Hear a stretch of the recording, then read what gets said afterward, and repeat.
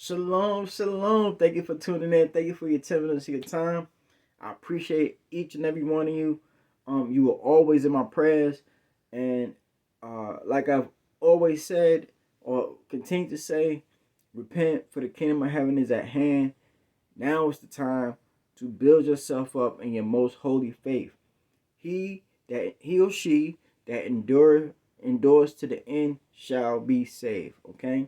It's a fine line when you are going through trials and tribulations and you haven't built up the faith and the courage and the security, knowing that the Most High will answer your prayers. You understand that the angels have a duty to answer your prayers.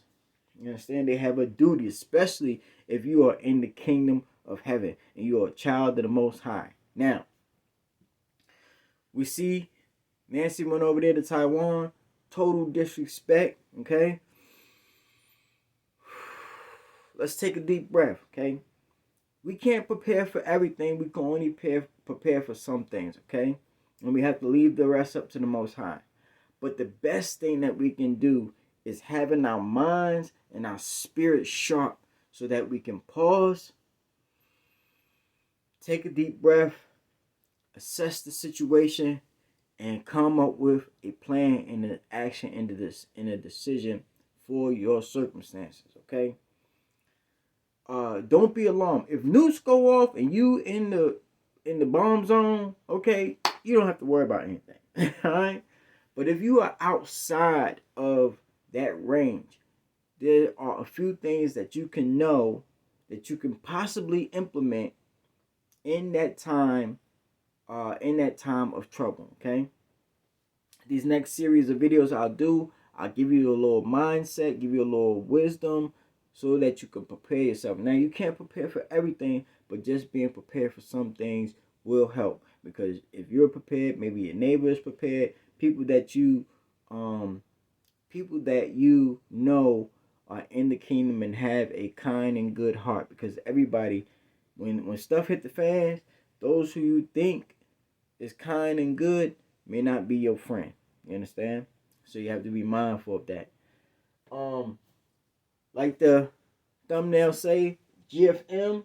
Okay, tools for survival. Okay, G.F.M. What is G.F.M? Gold, frankincense, and myrrh. Okay, gold, frankincense, and myrrh. First and foremost, we're not talking about the physical items, but the representation of what they are. Gold. Gold is your faith. Okay? You have to know that you are royalty and that the Most High has a duty to provide for you. This is why we say the Lord, His Majesty's prayer. Give us up our daily bread. Keep us from the evil one. You understand? Those are the things that we must profess and say so that the angels can do what they're supposed to do. And they have to guard the words of the Messiah. Okay? So saying what we call the Lord's Prayer is a vital thing. Okay? Frankincense. Frankincense is praise and worship. Okay? And I'm not talking about your church praise and worship. It don't have to be no outlandish, some type of formula. Praise and worship is basically you being in awe, your heart and your soul being in awe of the incredible power and the majesty of the Most High. That is the fear, being in awe of knowing what He is capable and willing to do on your behalf. And myrrh. Myrrh is also praise and worship, but it goes into a little bit deeper because myrrh is a healing balm, a fragrance of purification, a state of tranquility. Okay, that's what myrrh is. Gold, frankincense, and myrrh. When you are operating that in your soul, you have the power to do the works that the Messiah said that the works that He did. You could do greater things. People have survived nuclear disasters. People have survived floods, earthquakes, famines, okay?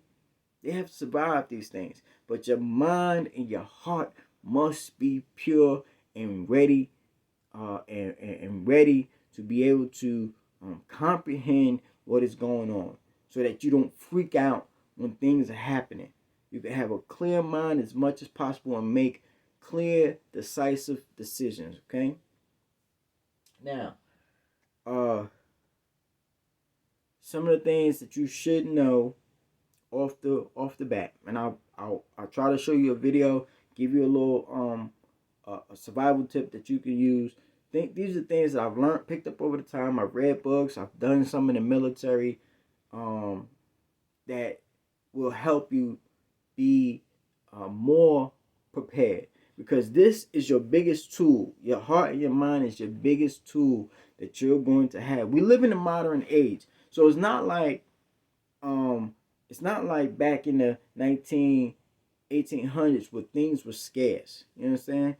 Things are not really scarce in the world in the modern age. There's a way to be able to continue life in this modern age. Okay, so there's a way things will continue to go on, even though it may be a struggle. But with every struggle, there comes ease. With every hardship, there comes a point in time where ease will come. Okay, so keeping your mind sharp and keeping yourself in the Word of the Most High, building up your holiest faith, so that you can continue to operate and be a functioning person during the times of struggle. Okay. Um, I'm going to show you on the next video 2 tools that you should always have. Okay. I'll give you that on the next video. But in this video, you need to know that it takes 2.5 gallons of water a day to take care of one person. Okay, that's my first survival tip to you. 2.5 gallons of water a day per person. And if you have an animal, you have to understand that it takes a gallon and a half for your animal. And if you have a big animal, that's another person, and that will be 2.5 gallons. Now, you can't store all this water everywhere, and over time, the way how water is stored now, it can become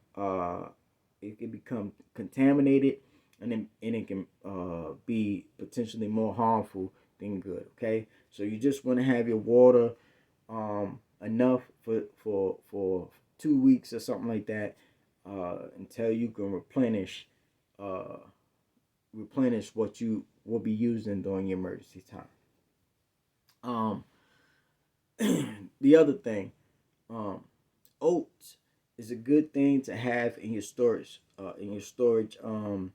of survival things. And this advice that I'm giving you now is for people who are in cities, who are in apartments, who don't have a home of their own. Okay, survival bag. You have to have a survival bag. Kids are going back to school. Take their old bag. If you're going to buy them a new bag, take their old bag. Don't throw it away and turn that into your survival bag. Make sure it has good integrity to it. If it doesn't have good integrity to it and you really can't afford to get another bag, duct tape works. Okay.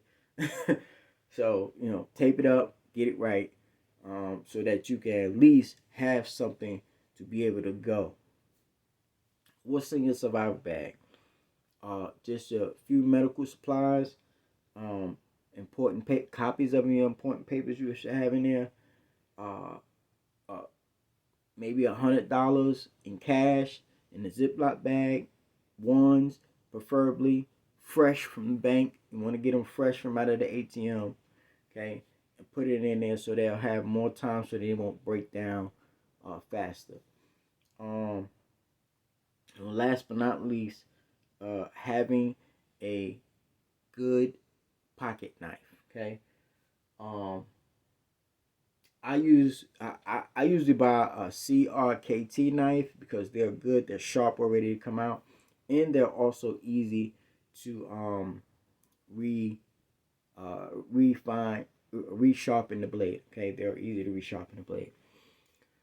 With that being said, okay, you have to read up on the stories um, of the prophets, uh, how our ancestors survived the things that they went through. Okay, from Sarah, Rebecca, all the wars that they went through, you are able to survive, okay? So don't be afraid this time. Just be prepared, building yourself up in your most holy faith so that you can get through these struggles, okay? Wisdom and knowledge is the stability of these times, okay? Wisdom and knowledge is the stability of these times. Shalom.